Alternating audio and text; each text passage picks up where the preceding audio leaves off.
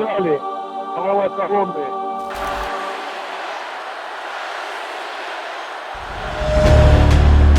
Такого единения у нас давно не было.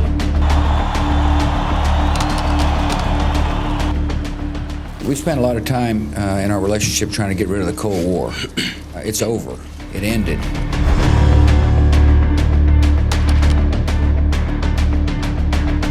The Russian system does not offer these checks and balances. For many years, he got used to it.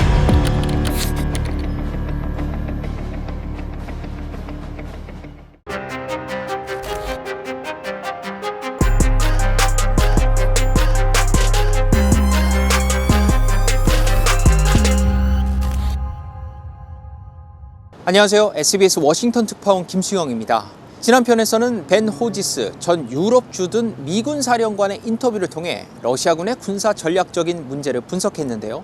이번에는 우크라이나 침공 이후 러시아의 철의 장막 안에서 무슨 일이 벌어지고 있는지 얘기해 보려고 합니다.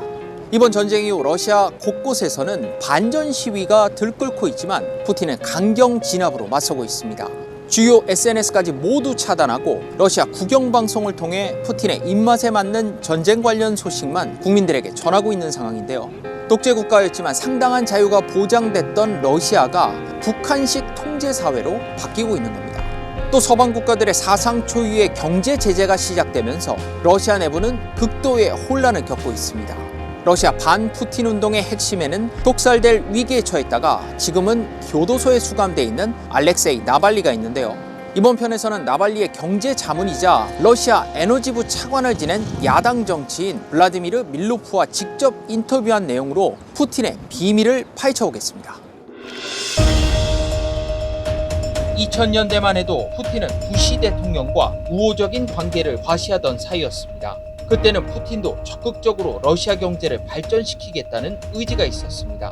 세계인들은 드디어 냉전이 끝났다고 생각했습니다. We spent a lot of time in our relationship trying to get rid of the Cold War.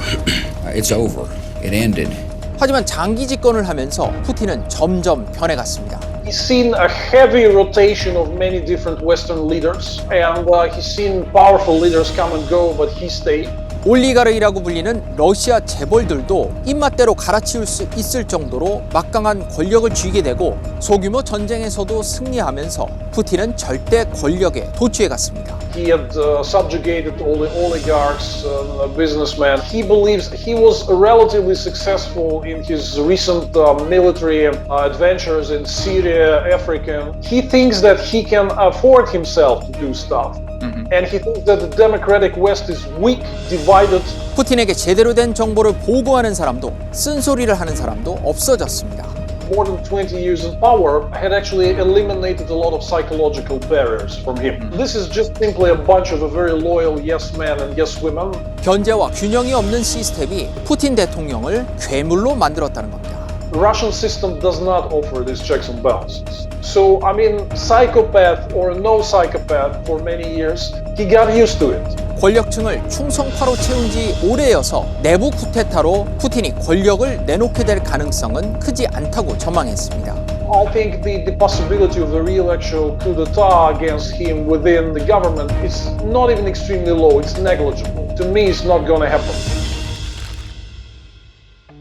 러시아의 우크라이나 침공에 대한 국제사회의 비난이 빗발치고 유례없는 제재가 시작되자 러시아는 철의 장막을 치기 시작했습니다. 주요 SNS는 차단됐고 가짜 뉴스로 낙인 찍히면 최대 징역 15년형으로 처벌받을 수 있는 법이 시행되고 있습니다. How do Russians get information about Russia's invasion of Ukraine? It's not easy because really the censorship at this moment is unprecedented. They had introduced amendments to the Russian criminal code. You can get up to 15 years in prison for that. Russian officials consider fake news everything which they do not like. 러시아 정부의 유리한 내용만 전하다 보니 국영방송을 통해서는 전쟁의 실상을 알 수 없습니다. They are doing their best to hide the very fact that there is a major war going on. Limited scale special operation. Many people are simply unaware that Russia is bombing major cities like Kyiv or. 참다 못한 국영방송 직원이 생방송 도중 피켓 시위에 나서기도 했습니다. 자기들이 방송하는 뉴스가 선전선동으로만 가득 찬 가짜 뉴스라며 믿지 말라는 겁니다. This is an extremely damaging thing for the authorities. This will have a profound effect on the thinking of millions of Russians. More events like that, more people from the system protesting. 하지만 밀로프 전 차관은 차단된 SNS를 우회 접속해 전쟁에 대한 진짜 뉴스를 접하는 러시아 시민들이 늘고 있다고 전했습니다. We encouraged a lot of our supporters to install VPN services for quite a long time, and many people are very familiar of how to do that. Information is penetrating. It would be fair to say that Putin is significantly losing the information war. 러시아가 불량 국가가 되고 있다는 실망감으로 망명을 선택하는 사람들도 늘고 있다고 설명했습니다. 시카고 대학에서는 전쟁 이후 열흘간 고국을 등진 러시아인이 20만 명에 이를 것으로 추산했습니다. We are becoming one of the isolated rogue countries, which really is a turning point for millions of Russians. We are overwhelmed and flooded with requests to assist people to relocate. 푸틴의 정치적인 라이벌에 대한 탄압도 이어지고 있습니다.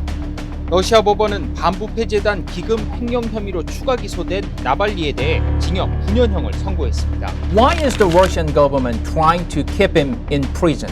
Because he is a super influential leader. If he would have been free now, he would become a major vocal leader of a strong anti-war movement. 밀로프 전 차관도 반푸틴 운동을 벌이다 지난해 러시아 수사기관이 체포하기 직전 리투아니아로 긴급 피신했습니다. There's an array of criminal investigations against me going on in Russia at the moment, and if I didn't leave, I would be in jail by now.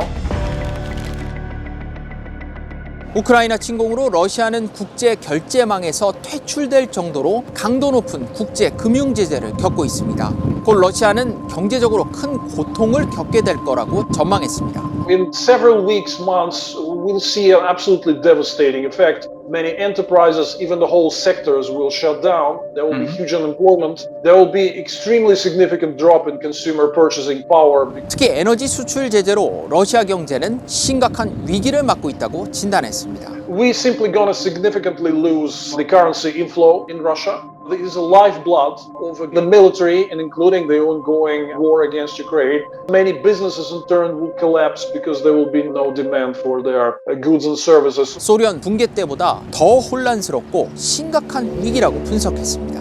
When Soviet Union was collapsing, we were moving towards the right direction. So right now the country is closing in and actually reversing all the reforms. Potential consequences might be pretty catastrophic. We are in a much worse spot than we were in the late 80s.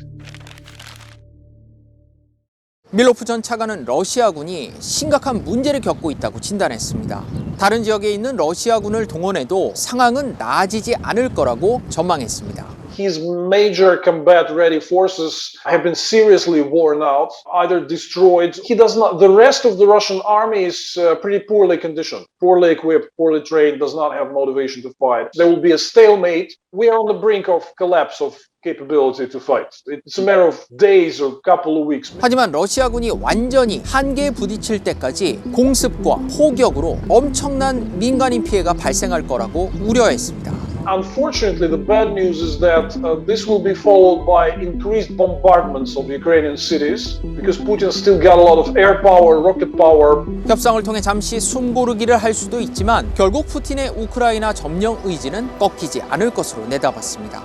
The most likely scenario is that he will simply use the ceasefire opportunity to regroup, resupply his troops, to sometime attack again. This is what happened with Minsk Agreement. 푸틴은 긴장을 고조시키고 전쟁을 확대하는데 주저함이 없을 거라고 말했습니다. 우크라이나 전쟁을 서구 전체와의 전쟁으로 확장해 러시아인들의 분노를 자극할 수 있다는 겁니다. Putin would be happy if this situation evolves into a direct Russian-NATO military confrontation, which will add more morale to Russian troops, which will give a boost to Russian propaganda, and actually justify a lot. 궁지에 몰린 푸틴이 화학무기나 전술 핵무기를 사용할 가능성도 크다고 전망했습니다. There are concerns that Putin may use chemical weapons or tactical nuclear weapons. What do you think about this? That's pretty possible. And again, if he wants to achieve that effect of fear, that's the way to go. The democratic world should prepare itself for such an opportunity.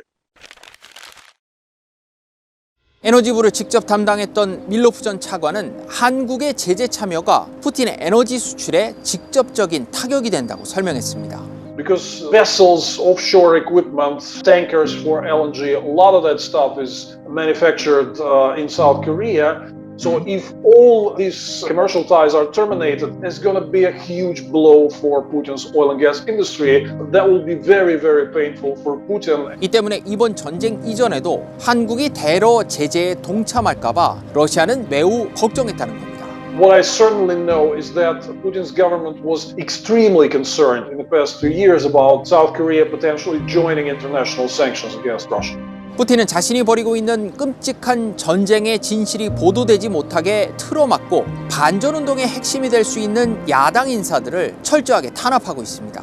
아무도 진실을 말하지 않는 크렘린궁에 갇힌 푸틴은 전쟁을 멈추라는 전 세계의 요구를 외면하고 무서운 폭주를 계속하고 있습니다. 김수영의 워싱턴 인사이트는 여기까지입니다.